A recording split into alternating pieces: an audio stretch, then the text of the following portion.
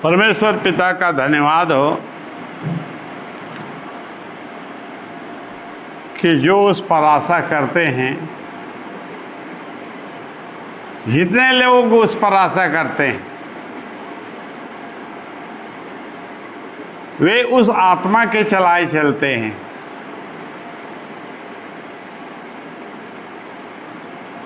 जो प्रभु यीशु मसीह के आत्मा के अनुसार है, और वे ही उससे आशा करते हैं। वे देखते रहते हैं परमेश्वर की उस भलाई को, उस कृपा को, उस अनुग्रह को, और उसकी आत्मा की सहायता उसे कैसे मिलेगी। निश्चित रूप से प्रभु यीशु मसीह ने वे सारे वचन मनुष्यों के सामने रख दिए हैं, और वह वचन जो हमारे सामने होता है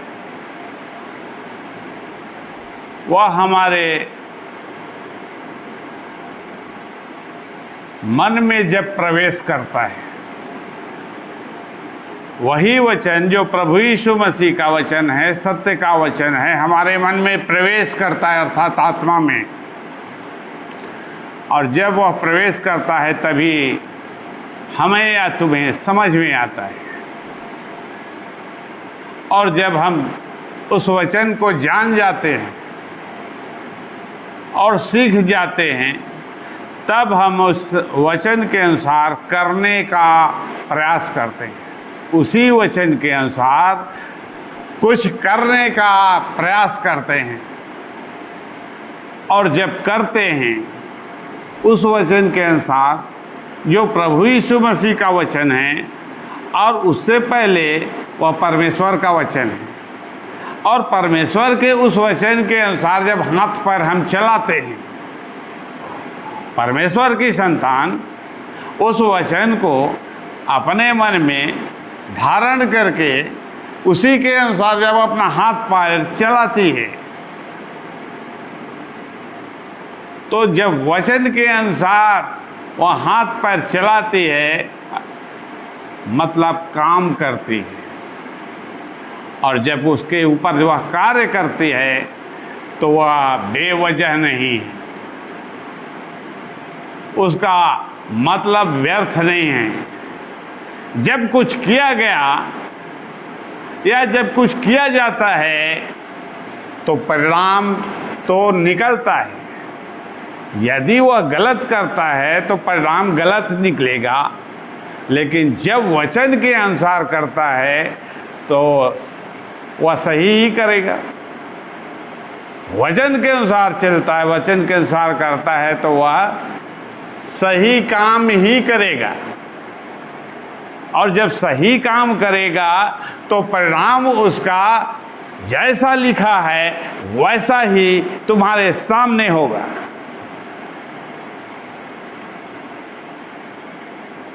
तो प्रभु यीशु मसीह ने मनुष्यों को प्रार्थना करने के लिए सिखाया।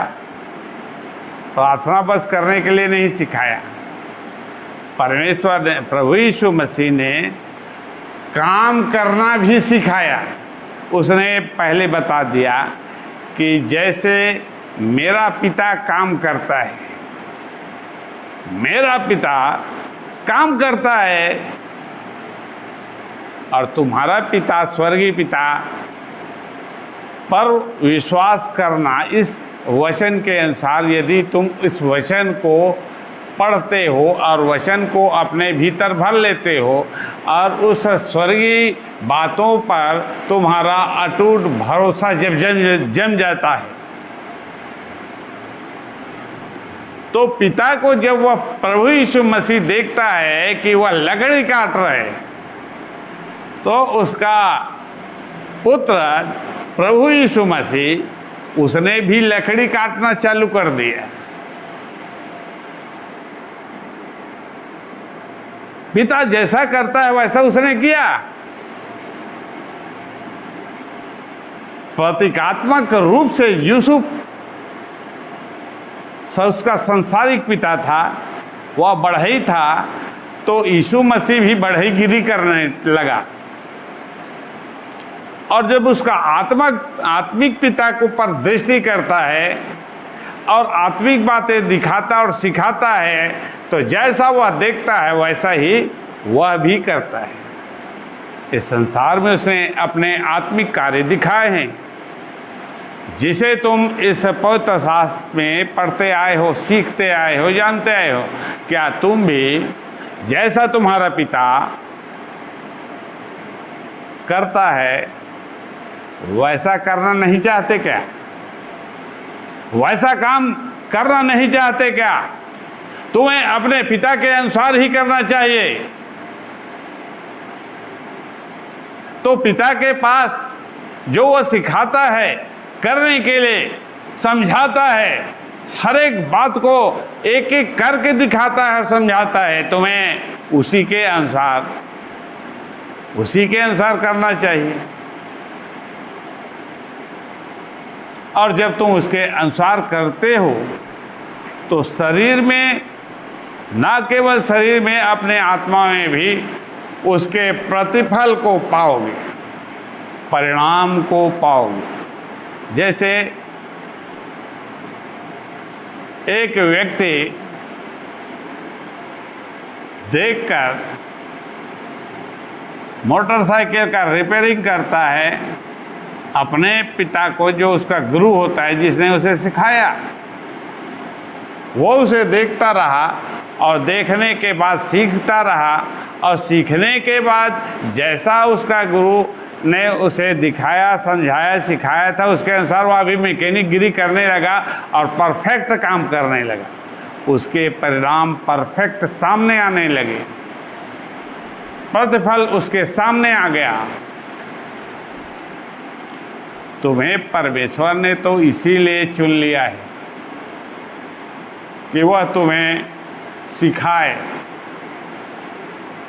और तुम जब तक उसे नहीं देखते हो,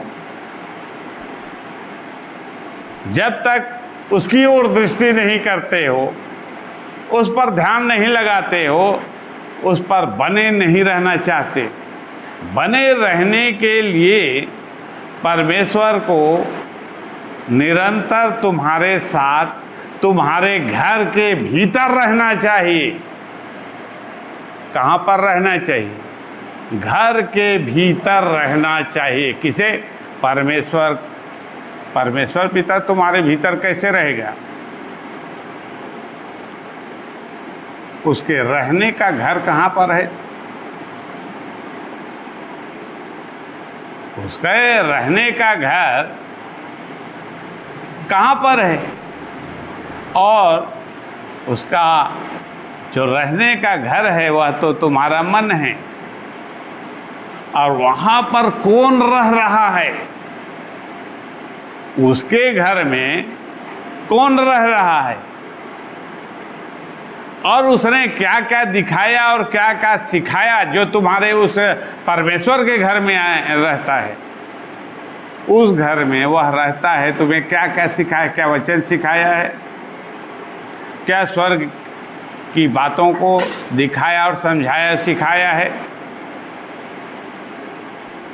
क्या वे सारे सत्य के मार्ग उसने बताए हैं? जिन बातों को प्रभु यीशु मसीह ने तुम्हें बताया, जिसे तुम जानते हो अपने जीवन में, क्या उस घर में पहले जो था या अब भी है, या अब भी है? क्या उसने तुम्हें जीवन दिया? क्या उसने जीवन की बहुतायत का स्वाद भी चखाने की कोशिश की? उसने क्या दिखाया? अपने जीवन पर झांक कर देखने की जरूरत है कि जो तुम्हारे घर में, परमेश्वर के घर में रहता है, तुम्हारे भीतर, उसने तुम्हें क्या दिया? क्या जीवन को दिया? या फिर क्या दिया? तुम देख सकते हो उसने क्या दिया? उसने केवल मृत्यु दी। तुम्हें केवल उसने मृत्यु को दिया है, जिसे तुमने अपने घर में रखा है और जिसकी आज्ञा तुम मानते हो, जिसकी तुम सेवा करते हो, जिसकी तुम भक्ति करते हो, जिसकी तुम आराधना करते हो, उसने तुम्हें क्या दिया? केवल मृत्यु दी है। अब तुम सोच सकते हो कि कितने तन्मय होकर तुम उसकी आराधना करते हो। वह तुम्हारे भीतर रहता है और वह तुम्हें बेगारी कराता है, जबरदस्ती काम करवाता है, वह तुम्हें धोखा देता है, तुम्हारे साथ छल करता है और तुम्हारी हानि करता है, और तुम्हें तुम्हारे जीवन में कोई सुकून नहीं है। तुम्हें हर जगह, हर बात में, हर काम में, हर समय में निराशा हाथ लगती है और अंत में वह तुम्हें मौत में, मृत्यु में पूरी रीति से ढकेल देता है। जन्म से लेकर बुढ़ापे तक वह तुम्हारे जीवन में केवल मृत्यु लाते रहा है, और मृत्यु के साथ वह और क्या लाता है? बीमारी, संकट, धोखा, अकाल मृत्यु, हानि और वे सारे रोग और सारी असफलताएं, ये सब कुछ वही तुम्हारे पास लेके आता है। अब देख सकते हैं कि परमेश्वर क्या तुम्हारे साथ निवास कर रहा है? परमेश्वर अपने घर में है? क्या परमेश्वर अपने घर में है? और वो तो तुम्हारे पास रहने के लिए आया, और तूने अपने घर में उसे अपनी जगह नहीं दी, और यद्यपि कहते रहे हे प्रभु, और प्रार्थना भी करते रहे, निरंतर आराधना भी करते रहे, स्तुति और धन्यवाद भी देते रहे, भेंट भी चढ़ाते रहे, लेकिन क्या और किसे भेंट चढ़ाते रहे? क्या पहले से जो है उसे चढ़ा रहे हो? यदि तुम अपने पिता के साथ हो और पिता तुम्हारे साथ है, तो हर समय क्या उसने तुम्हें छुड़ाया? मृत्यु से छुड़ाया, बीमारी से छुड़ाया, तुम्हारी सहायता की, तुम्हें बल दिया, तुम्हारे रोग की दशा में तुम्हारा सब कुछ ठीक कर दिया। तुम्हें इस बात पर ध्यान देने की जरूरत है, प्रभु यीशु मसीह का जो वचन है गंभीर है, और चंचल मन वालों के लिए ये वचन, प्रभु यीशु मसीह का वचन, सत्य का वचन नहीं है। क्यों नहीं है? क्योंकि उसके सिर के ऊपर से ये सारी बातें जाती, उनके सिर के ऊपर से भक्ति है ये बातें।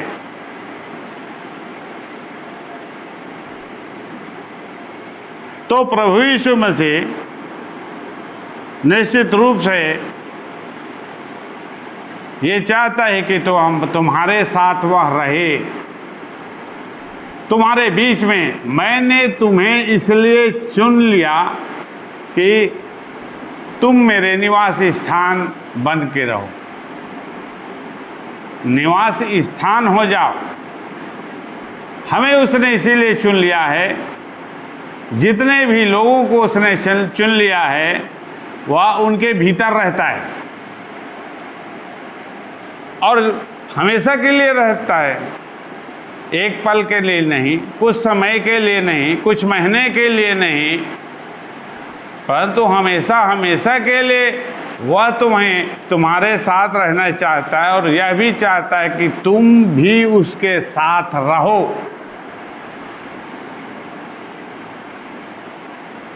उसके रहने से क्या तुम्हें कष्ट है? यदि वह तुम्हारे पास आके रहता है तुम्हें कष्ट होता है क्या? तो उसके आने से तो मनुष्य को कष्ट ही होता है। पहले शुरुआत में बहुत कष्ट होता है। पहले जो था उसको कष्ट नहीं होता था,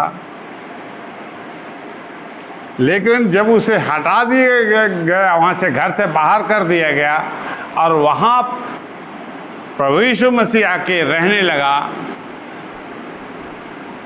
तुम्हारे प्राण को, शरीर को तो उसे अच्छा नहीं लगेगा। क्या तुम्हें अच्छा लगता है? तुम्हारा शरीर ये इस बात को प्रकट करता है कि तुम्हें अच्छा नहीं लगता परमेश्वर के पास जाना, परमेश्वर का तुम्हारे पास आना अच्छा नहीं लगता। क्या अच्छा लगता है? यदि अच्छा लगता है तुम इसके पास क्यों नहीं आते? उसके सामने क्यों नहीं झुकते? क्यों उसकी आराधना नहीं करते? क्यों उससे भेंट और मुलाकात नहीं करते? क्यों उसकी स्तुति और बड़ाई नहीं करते? क्योंकि उसका वचन क्यों तुम्हें बुरा लगता है? प्रार्थना करना क्यों उसे कष्टदायक तुम्हें लगता है? लेकिन इसी कष्ट के कारण, कष्ट को महत्व देने के कारण प्रभु यीशु मसीह का साथ तुम्हें कष्टप्रद लगता है। और जब कष्टप्रद लगता है तो वह तुम्हारे पास तो नहीं है, क्योंकि तुमने उसे भगा दिया है। तो जो जगत का छुटकारा देने वाला है तुम्हारे पास नहीं है, तो वह तुम्हें छुटकारा कैसे देगा? वह रहेगा तभी न तुम्हारी सहायता करेगा, तुम्हारा छुटकारा तो करेगा। मुख्य बात तुम्हें समझ में आ जाना चाहिए कि तुम्हें कौन छुड़ाएगा। सबसे पहले उसे बुलाने की जरूरत है। भजन संहिता 41 अध्याय 1 पद से 5 पद तक।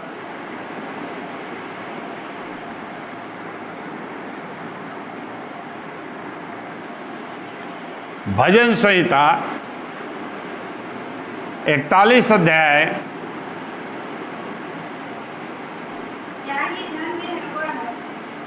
क्या ही धन्य है वह जो कंगाल की सुधि रखता है। क्या ही धन्य है वह जो कंगाल की सुधि रखता है। विपत्ति के दिन यहोवा उसको बचाएगा। अब विपत्ति के दिन यहोवा उसको बचाएगा।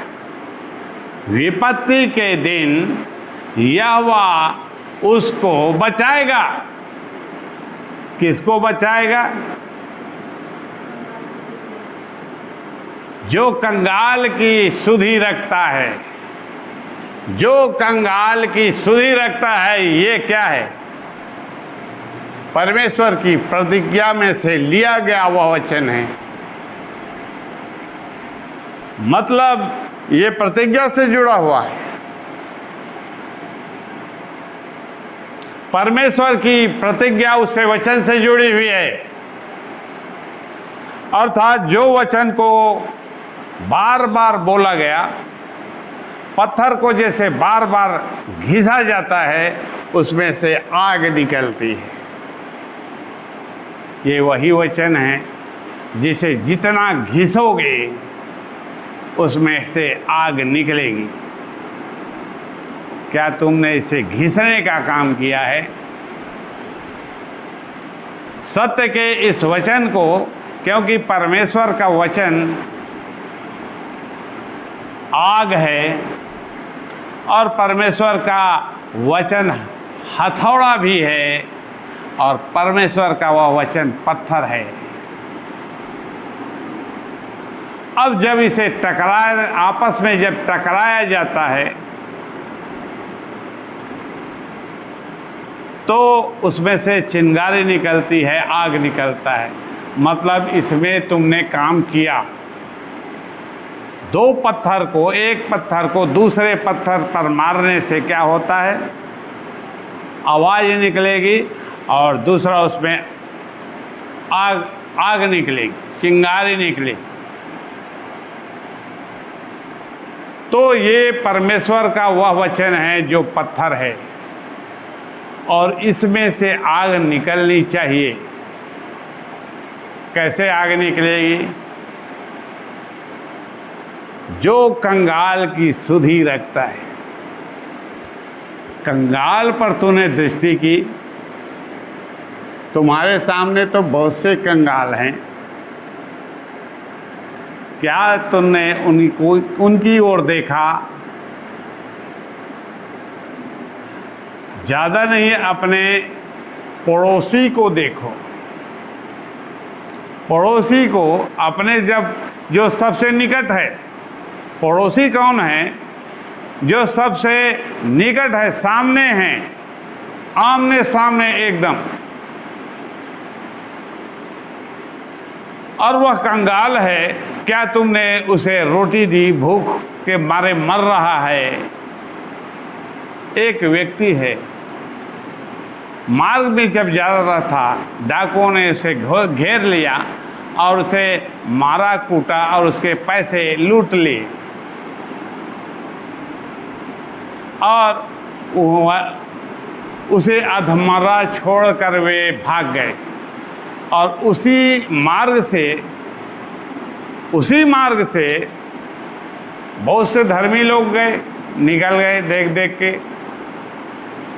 बहुत से याजक भी वहाँ से गुजर गए, बहुत से पास्टर और पादरी भी चले गए, लेकिन किसी ने उसकी सुधि नहीं ली।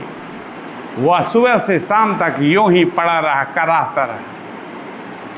ये वही कंगाल हैं, तुम्हारे साथ सुबह से शाम तक रहते हैं और तुमने उनकी ओर दृष्टि करना भी उचित नहीं समझा। उसकी सुधि लेना तो दूर है, उसकी सुधि लेना तो दूर है, लेकिन जिसने उसकी सुधि ले ली, जिसने इस बात की ओर ध्यान दे दिया कि वह मर रहा है धूप में, रोड में पड़ा हुआ, घायल है और इतना घायल हो गया है कि उठकर चल फिर भी नहीं सकता। मेरे सामने बहुत से इस प्रकार के लोग हैं। मेरे सामने इस प्रकार के बहुत से लोग हैं जो मेरे पड़ोसी हैं और जिनकी मुझे सहायता करनी चाहिए, लेकिन मैंने नहीं किया। तो ये तत्कालिक रूप से सहायता प्राप्त करने वाले वे लोग हैं जिसकी ज़रूरत है, वे ही हमारे पड़ोसी हैं। और इनकी ओर जब हम ध्यान नहीं देते तो चिंगारी कभी नहीं निकलेगी, चिंगारी कभी नहीं निकलेगी, आग कभी नहीं निकलेगा। तुम्हें तो आग निकालना है, चिंगारी भड़काना है। क्या तुमने ऐसा किया? तो यदि ऐसा नहीं किया तो जब तुम्हारे ऊपर विपत्ति आई तो तुम भी, वचन कहता है, तुम उस विपत्ति में पड़े रहते हो, तुम्हारे लिए उपाय नहीं होता, तुम्हारे लिए उपाय नहीं होता। लेकिन जिसने दूसरों की चिंता की, जो घायलों की सुधि रखता है, जो उन कंगालों को देखता है, उनकी सहायता के लिए हाथ बढ़ाता है, और जब उसके ऊपर मनुष्य है, संकट भले और बुरे दोनों पर आती है। आज उस पर आया संकट, कल तुम पर भी आएगा, परसों मेरे ऊपर भी आएगा। लेकिन जिसने कंगाल की सुधि ली, मार्ग में पड़े हुए, उसे देखकर उसका आत्मा क्या हो गया? दुखित हो गया। उसका आत्मा उबलने लगा और उस आत्मा के इस वर्ताव के द्वारा उसे जी में जी रहा नहीं गया, और वह उठकर उसकी सहायता करता है। वह उसे उठाता है, वह उसे पानी पिलाता है, वह उसे रोटी देता है, वह उसके मरहम पट्टी बांधता है, वह उसे के लिए जो रुपया भी नहीं है वो भी दे देता है उसके इलाज के लिए।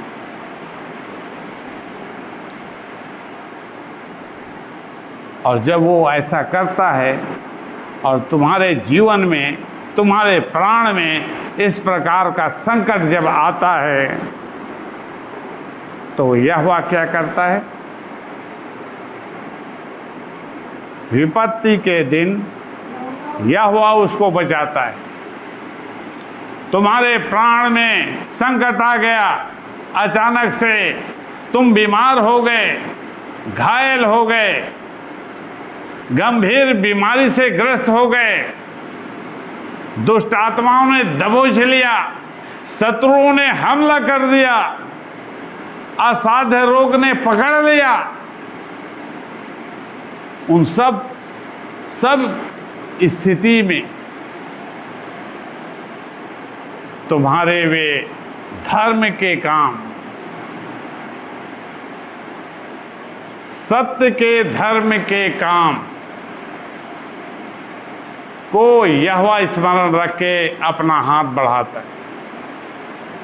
तुम्हारे सत्य के उस धर्म के काम को देखकर उसे स्मरण है, वह देखता है कि किसने क्या किया है, किसके लिए। और जब तुम्हारे ऊपर विपत्ति आता है, तुम्हें कुछ नहीं सूझता है कि मैं क्या करूं, उस स्थिति में परमेश्वर तुम्हारे लिए हाथ बढ़ाता है, और हाथ बढ़ाकर तुम्हारे लिए आदमी खड़ा कर देता है। तुम्हारे सहायता करने के लिए एक व्यक्ति को खड़ा कर देगा। तो इस प्रकार से परमेश्वर एक व्यक्ति की सहायता तभी करता है जब वह केवल अपनी चिंता नहीं करता, बल्कि प्रत्येक उस कंगाल की ओर दृष्टि लगकर करता है, प्रत्येक उस कंगाल पर ध्यान देता है।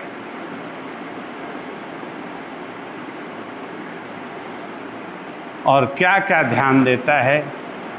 जितना ध्यान वो देता है उतना ध्यान उसे उसकी भी दी जाएगी। जितनी मात्रा में वो उसकी सुधि लेगा, उतनी मात्रा में परमेश्वर भी उसकी सुधि कर लेगा। जैसे एक व्यक्ति को बहुत से लोग 10 रुपये देकर समझ जाते हैं परमेश्वर के पूरे खजाने को वह लूट ले। 10 रुपया का चंदा मैं देता हूँ, या फिर किसी की सहायता कर देता हूँ। एक रोटी फेंक कर मैंने दे दिया किसी को, और उस 10 रुपये या एक रोटी को देने के कारण सोचो कि मैंने स्वर्ग के राज्य का खजाना लूट लिया।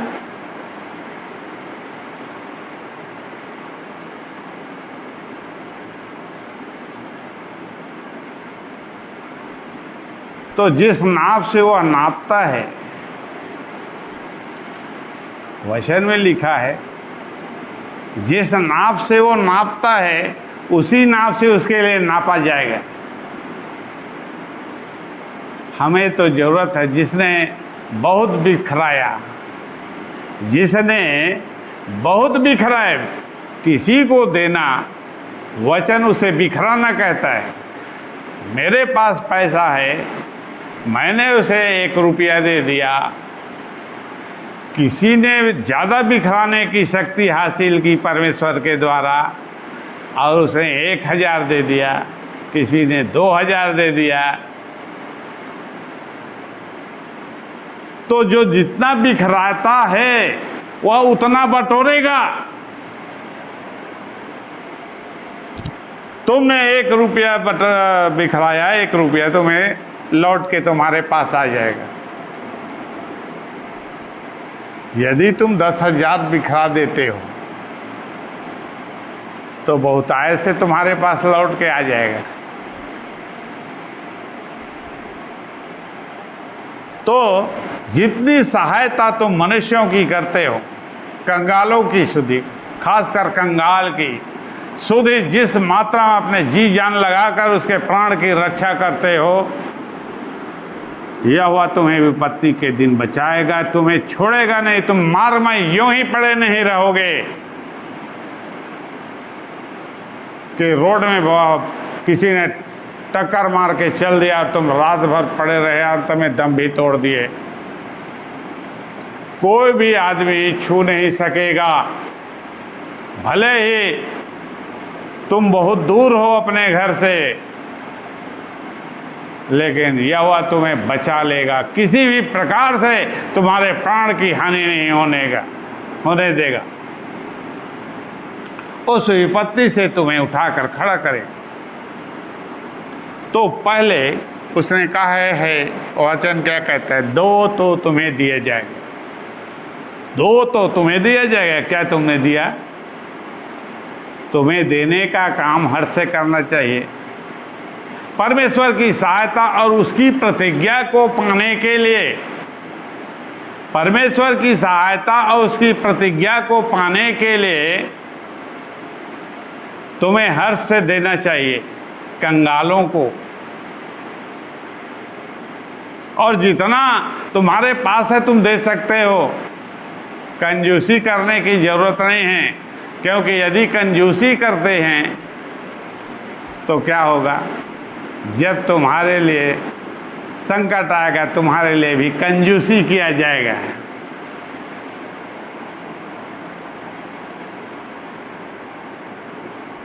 क्या तुम चाहते हो कि परमेश्वर तुम्हारे लिए कंजूसी करे?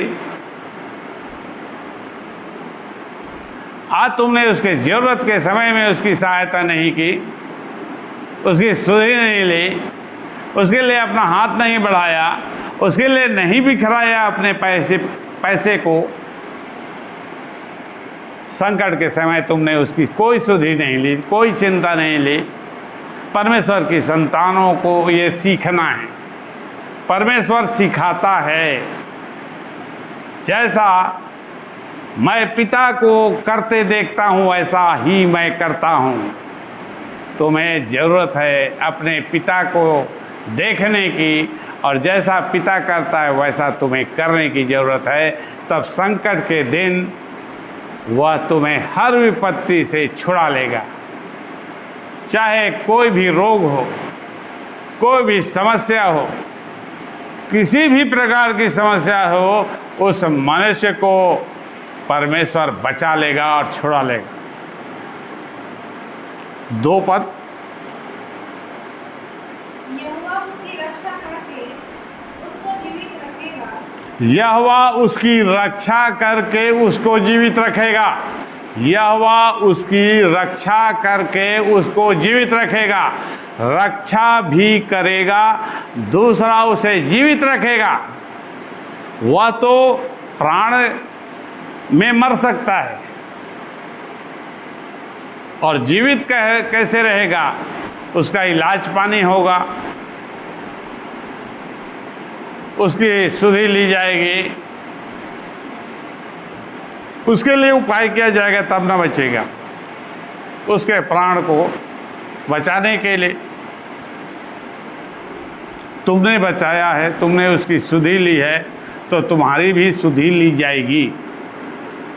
चाहे किसी भी प्रकार की बीमारी हो, चाहे असाध्य रोग हो, चाहे बीमारी बहुत पुरानी हो, लंबी बीमारी हो, कई प्रकार की बीमारी हो,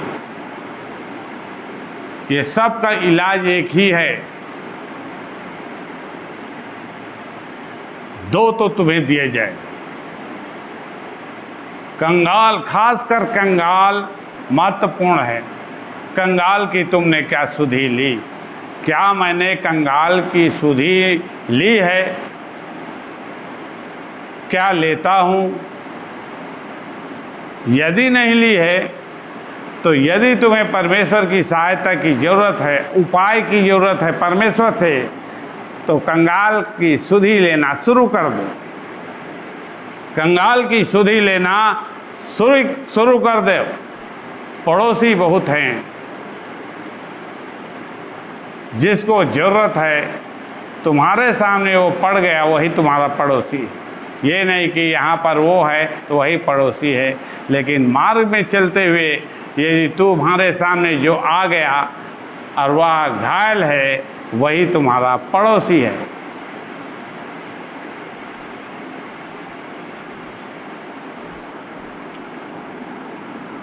तीन पद। जब वह व्याधि के मारे शैया पर पड़ा, जब व्याधि के मारे वह सैया पर पड़ा हो, तब यहोवा उसे संभाले। तब उसे संभालेगा यहोवा। तू उसके पूरे बिछौने को उलट तू उसके पूरे बिछौने को उलट कर ठीक करे। देगा, नया कर देगा। कहता है बिछौना, जहाँ पर तुम्हारा बिछौना है, जिस घर में तुम रहते हो, वो सब कुछ नया कर देगा। पहले उसके पास जाते थे, सुबह से शाम हो या रात हो या दिन हो, हम उसे खाट में पड़ा हुआ खांसते हुए पाते थे। बहुत से लोग कैंसर के रोगी हैं, कैंसर के बहुत से रोगी हैं जो असाध्य रोग कहलाता है। ऐसे कई असाध्य रोग हैं। इन सब की क्या है?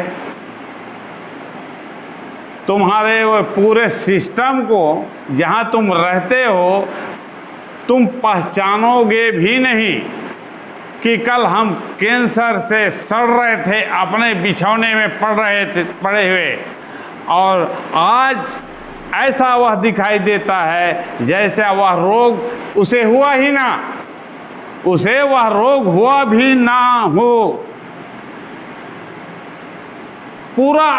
पूरा सब कुछ नया कर दिया। क्या यह हो सकता है? 100% ऐसा ही होगा। जो लोग संसार पर भरोसा रखते हैं और संसार की ओर देखते हैं, उसके लिए चाहे वह कितना भी पैसा खर्च कर दें, उसके लिए वह कभी नहीं होगा।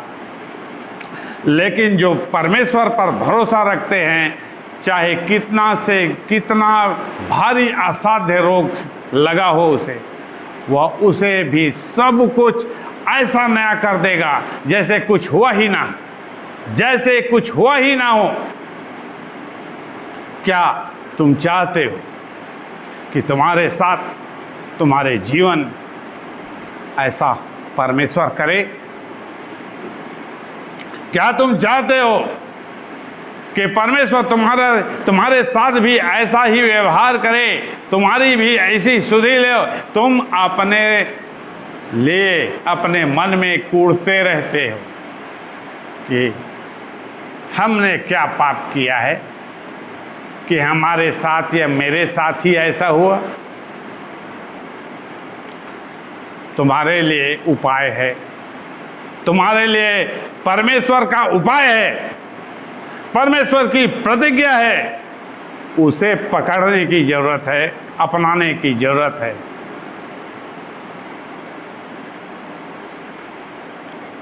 रोग की दशा में तुम्हारे पूरे बिछौने को वह उलट पुलट कर साफ कर देगा, वो शरीर को बदल देगा। बहुत से लोग हैं जिनके वे शरीर ही बदल दिए गए, इस प्रकार से उन्हें चंगा कर दिया गया कि उसे वह असाध्य रोग कभी लगा ही ना हो, केवल एक बात के कारण कि वह कंगाल की सुधि रखते आया। कंगाल की सुधि रखना परमेश्वर की दृष्टि में कितना महत्वपूर्ण है और परमेश्वर इसे कैसे एक जरूरी काम बताता है कि उसने अपनी प्रतिज्ञाओं को उसके साथ जोड़ दिया है।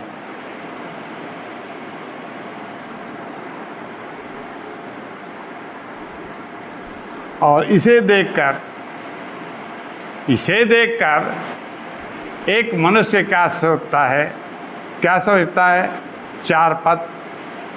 मैंने कहा, हे यहोवा, मुझ पर अनुग्रह कर, मुझको चंगा कर, क्योंकि मैंने तेरे विरुद्ध पाप किया है। अब यहाँ पर मुख्य बात है, इस स्थिति को देखकर एक मनुष्य अपनी ओर देखे और जब वह देखता है तो ये सारी बुराइयाँ जो उसके द्वारा हुई है या होती रही है, उसे दृश्य के सामने, आँखों में पिक्चर के सामने समान झूलने लगता है।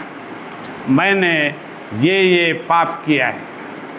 ये सारे बुरे काम, बुराई और दुष्टता उसे अपने भीतर दिखाई देने लगती। मैंने कभी जीवन में किसी कंगाल की सुधि नहीं दी, उसे पानी के लिए नहीं पूछा, उसे एक रोटी का एक टुकड़ा नहीं दिया। मेरे सामने वो मर गया, मैंने उसे देखने के भी जरूरत नहीं समझी। मैंने किसी प्रकार से उनकी सहायता नहीं की। तो हे परमेश्वर, यहाँ पर पश्चाताप है, दूसरी बात पश्चाताप है, दूसरी बात। और वह मानता है कि हे परमेश्वर, मैंने तेरे अर्थात तेरे वचन के विरोध में काम किया है, अर्थात स्वर के विरोध में काम किया है। यहाँ पर लिखा है ना, क्या लिखा है? हे यहोवा, मुझ पर अनुग्रह कर, मुझको चंगा कर, क्योंकि मैंने तेरे विरुद्ध पाप किया है। मैंने तेरे विरुद्ध पाप किया है। मैंने तेरे विरुद्ध पाप किया है। पाप क्या है? जो तूने कहा, जो तूने अपने अभिषिक्त प्रभु यीशु मसीह के द्वारा कहा है, और दूसरी बात जो तूने व्यवस्था में मुझसे कहा है, व्यवस्था के वचन में बताया है, मैंने वैसा कुछ भी नहीं किया। अर्थात मैंने तेरे विरुद्ध पाप किया है। ये है पाप, ये है पाप। मैंने तेरे विरोध में अर्थात स्वर्ग के विरोध में काम किया है। स्वर्ग से मुझे दिशा निर्देश दिया गया, मुझे आज्ञा दी गई, मुझे वचन दिया गया, तुम्हें ऐसा ऐसा करना पड़ेगा, और जब तुम ऐसा ऐसा करोगे तब मैं तुम्हारी सहायता करूंगा, तुम्हें चंगा करूंगा, पूरी रीति से नया कर दूंगा। तुमने ऐसा कुछ भी नहीं किया, मैंने ऐसा कुछ भी नहीं किया। तो मैंने क्या किया? मैंने परमेश्वर और स्वर्ग के विरोध में पाप किया है। क्या किया है? परमेश्वर और स्वर्ग के विरोध में पाप किया है। और पाप किया है, इसी कारण परमेश्वर मेरी सुधि नहीं ले रहा है। विपत्ति के दिन उसने अपना हाथ नहीं बढ़ाकर मुझे चंगा किया। जरूरत इसी बात की है कि परमेश्वर का वचन सर्वोपरि है। चाहे दुनिया इधर से उधर हो जाए, क्या वचन में उसने जो कहा है उसके अनुसार मैंने किया? यदि नहीं किया तो परमेश्वर के विरोध में और स्वर्ग के राज्य के विरोध में मैंने काम किया है। इसी कारण परमेश्वर ने अपना मुंह मुझसे छिपा लिया है। वह मेरी नहीं सुनता, वह मेरी सहायता नहीं करता, वह मेरे लिए उपाय नहीं करता। लेकिन जहाँ पर जैसे इसने अपने पाप को देख लिया, इसने अपने पाप को मान लिया और पश्चाताप भी कर लिया और परमेश्वर से मेल करके आगे के काम को ठीक करने के लिए वचन देता है। अब से मैं ठीक करूँगा, जो तू कहेगा उसी के अनुसार हर प्रयास करूँगा। तो परमेश्वर उसकी सहायता करने के लिए उसकी सहायता करता है। और प्रत्येक मनुष्य के लिए यही स्वर्ग के राज्य का नीति निर्देश है कि वह परमेश्वर के वचन को इस प्रकार से अपनाएं, तब परमेश्वर उसकी सहायता करेगा। आज का वचन यहीं